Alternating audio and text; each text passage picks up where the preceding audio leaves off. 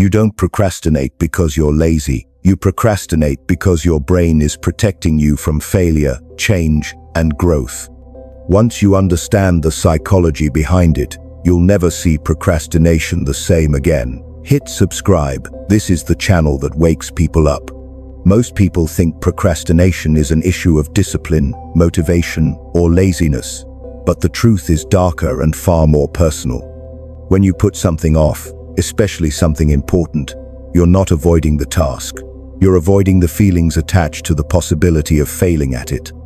Your mind treats failure like a threat, and instead of letting you face it, it gives you excuses that sound logical. I'm not in the right mood. I'll do it tomorrow. I work better under pressure. But these aren't reasons. They're psychological shields. As long as you don't start, the possibility of failure remains theoretical, not real. And your ego gets to stay safe. Imagine you have something meaningful to do, starting a business, applying for a job, writing a book, working on your health. Deep down, these goals matter because they connect to your identity. If you try and it doesn't work, it feels like a verdict on who you are. So your brain does something clever. It stalls. As long as you could do it later, you never have to confront the truth today. You never have to face what happens if you give your best and it still doesn't succeed. Procrastination becomes psychological armor. It's the same reason students who are capable and intelligent still end up doing assignments at the last second. When they rush at the final minute, failure doesn't hurt as deeply. They can say, "I didn't have time," instead of, "I wasn't good enough." A rushed effort protects the ego better than a full one. When someone has a week to work on something and doesn't, it's not because they forgot. It's because starting early means confronting their own expectations. And if they fail after trying carefully, there's no excuse left to protect them. Sometimes, the task isn't even difficult. But if it affects our future, our reputation, or our self-worth, we avoid it. Humans procrastinate hardest on the things that matter most. What looks like laziness on the outside is usually fear on the inside. Fear of failing, fear of not being enough, fear of seeing the truth of what we are capable of or not capable of. But there's an even deeper layer to this. When you procrastinate long enough, you start to tell yourself a comforting lie. I work best under pressure, but that's just a way to avoid the discomfort of starting. High pressure doesn't make us more productive. It forces us to move because the pain of consequences becomes stronger than the fear of failure. You don't suddenly gain motivation. You run from a threat. It's survival mode disguised as productivity. And here's the darker twist. Procrastination also protects your identity from change. If you actually succeed, your life would be different. People would expect more. You would expect more from yourself. Success is unfamiliar, and unfamiliar feels unsafe. So you avoid the first step, not because you can't do it, but because doing it would force you to evolve. Your brain would rather keep you in a predictable, familiar life, even if you hate it, than push you into the unknown. So every time you delay something important, ask yourself, what am I protecting? My potential or my fear? Because the truth is simple. Procrastination isn't the enemy of productivity. It's the enemy of growth. And until you stop protecting your comfort more than your future, nothing changes. Your brain isn't wired for long-term success. It's wired for survival. And survival used to mean one thing: do whatever brings comfort, safety, and pleasure right now. That old wiring still lives inside you, and it's the invisible force behind procrastination. When you sit down to work, study, or build something meaningful, there's no immediate reward. Nothing exciting happens the moment you begin. There's no instant payoff.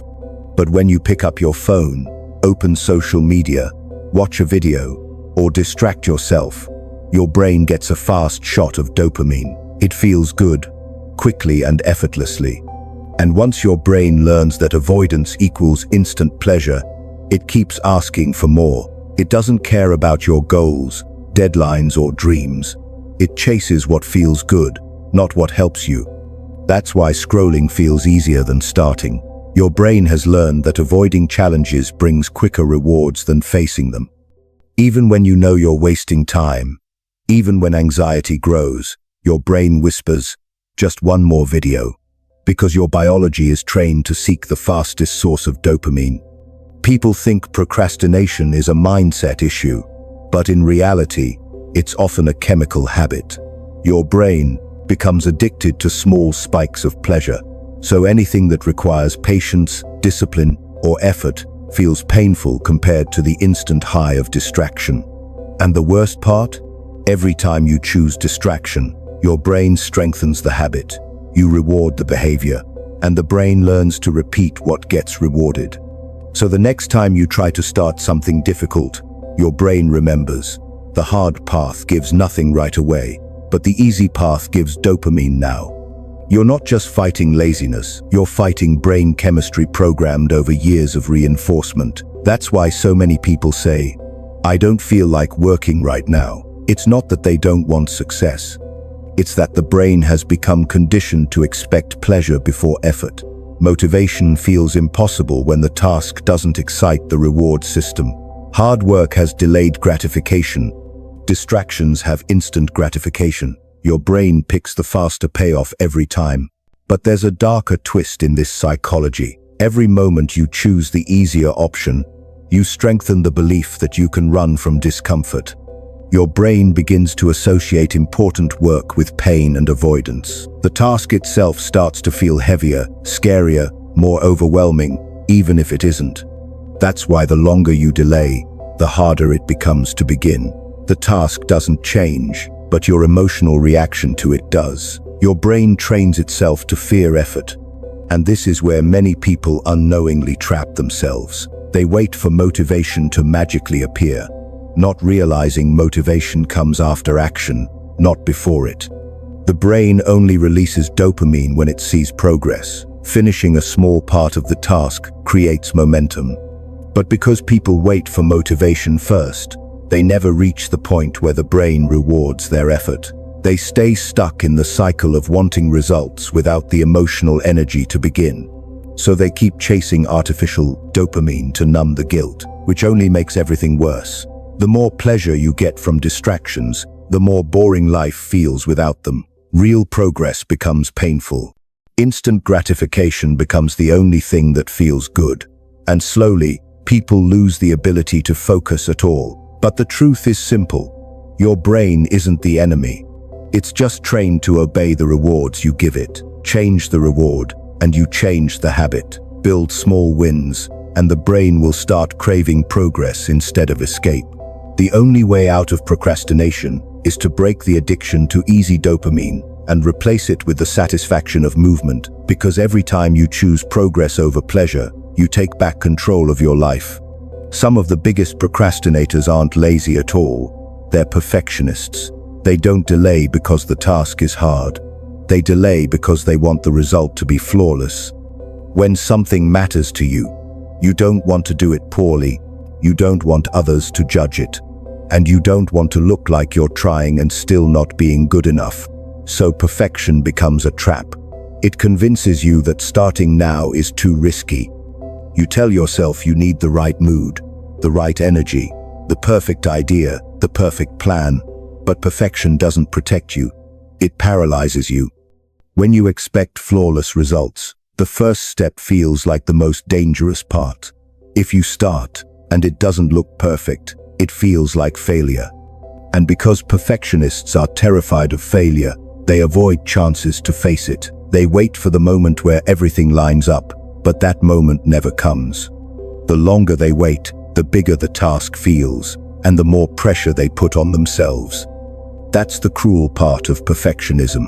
The more you care, the more you delay, and the more you delay, the more you fear beginning. It becomes a psychological cage with no way out. Think about how many times people say, "I'll start when I'm ready." But readiness is an illusion. Nobody feels ready at the beginning. The truth is, perfectionists aren't waiting for readiness, they're waiting for certainty. They want the guarantee that once they start, nothing will go wrong. But life never guarantees that. And because the perfectionist mind can't tolerate uncertainty, It chooses delay instead of action. This is why people who have talent often stay stuck. They know what they are capable of, and that knowledge becomes pressure. They don't want their real effort to fall short of their imagined potential, so they protect themselves by not trying fully. If they succeed, great. But if they fail, they want an excuse. "I didn't have time" feels better than "I tried my best and it wasn't good enough." Procrastination becomes a shield for the ego. Some people tell themselves, "I need to plan more," or "I need to learn more before I start." But deep down, they already know enough to begin. What they're really afraid of is confronting the imperfections in the process. They want the first attempt to be perfect. They want the path to be smooth. They want results that look impressive. They forget that mastery comes after messy beginnings, not before them. And because perfectionists hate being seen as inexperienced, they avoid starting altogether. They'd rather fantasize about success than face the discomfort of learning. This is why dreams stay dreams. The vision is perfect in your head, but reality demands you start small, imperfect, and invisible. That's what perfectionists fear the most, not failure, but being ordinary. The irony is that the more you chase perfection, the more imperfect your life becomes. Deadlines are missed, opportunities expire, goals stay unfinished, ideas die inside your mind where they're safe, but useless. Perfection makes you do nothing, and nothing is the biggest failure of all. The moment things change is when you realize that perfection was never the goal, it was a disguise for fear. Progress is what matters, showing up matters, imperfect action matters. No one becomes great by preparing forever. They become great by starting poorly and improving along the way. Because perfection is a prison, and the only way out is movement. Sometimes procrastination has nothing to do with the task in front of you. It has to do with the person you believe yourself to be. If deep down you don't see yourself as disciplined, consistent, successful, or capable, your actions will match the identity you hold, not the identity you want. People think procrastination is a behavior problem, but often it's an identity problem. You don't delay because you can't do it. You delay because you don't believe you're the kind of person who finishes things, stays committed, or wins. If you've failed in the past, or if you grew up being criticized, judged, or compared, you might have learned to expect disappointment from yourself. You tell yourself the same quiet story. "I never follow through. I lose motivation. I always mess things up. I can't stay consistent." The more you repeat those sentences in your head, the more they become your reality. The mind loves familiarity, even if that familiarity is painful. So when you start something new, your brain tries to pull you back into the identity it recognizes. Not because you're incapable, but because staying who you've always been feels safer than becoming someone new. That's why you can feel motivated in the morning and defeated by the afternoon. It's not the task that changed, it's the voice in your mind reminding you of who you think you are. And procrastination becomes a way to protect that identity. If you don't try, you can't fail. If you don't commit, no one can judge you. If you don't finish, you never have to see whether you were good enough. The fear isn't the task. The fear is who you might discover yourself to be. It's strange, but many people don't fear failure as much as they fear success. Because success changes things. If you succeed, you can't hide behind excuses. If you succeed, people expect more from you. If you succeed, you have to maintain it. Growth means responsibility. Responsibility means risk, and risk means discomfort. So instead of rising, people shrink. Not because they want a smaller life, but because they don't believe they belong in a bigger one. Sometimes you procrastinate because a part of you doesn't think you deserve better. You want progress, but you've gotten used to disappointment. You want discipline, but chaos feels familiar. You want success, but being overlooked feels safer than being seen. When you carry old wounds, rejections, failures, broken confidence, your mind tries to protect you from being hurt again. And the easiest way to stay safe is to stay the same. But here's the truth that people ignore. Identity isn't permanent. It's built, it's shaped, It's trained. The person you become is determined by the actions you repeat, not the mistakes you remember.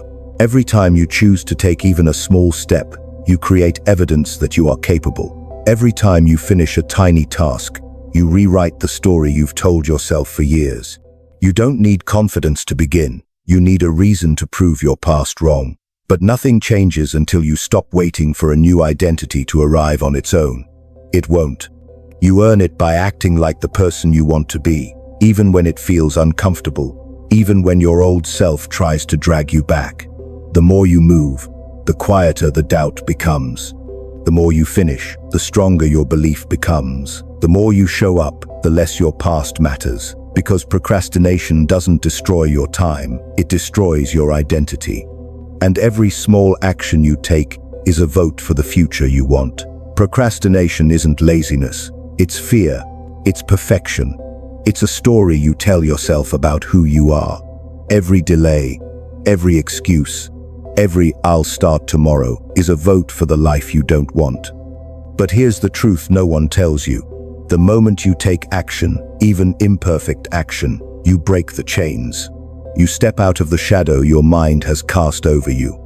You reclaim your potential, your power, and your future. So stop waiting, stop hiding, start now, because your life doesn't wait and neither should you. If you're ready to stop living in the pause and finally take control, subscribe now and let this channel guide you from fear to action, from excuses to results.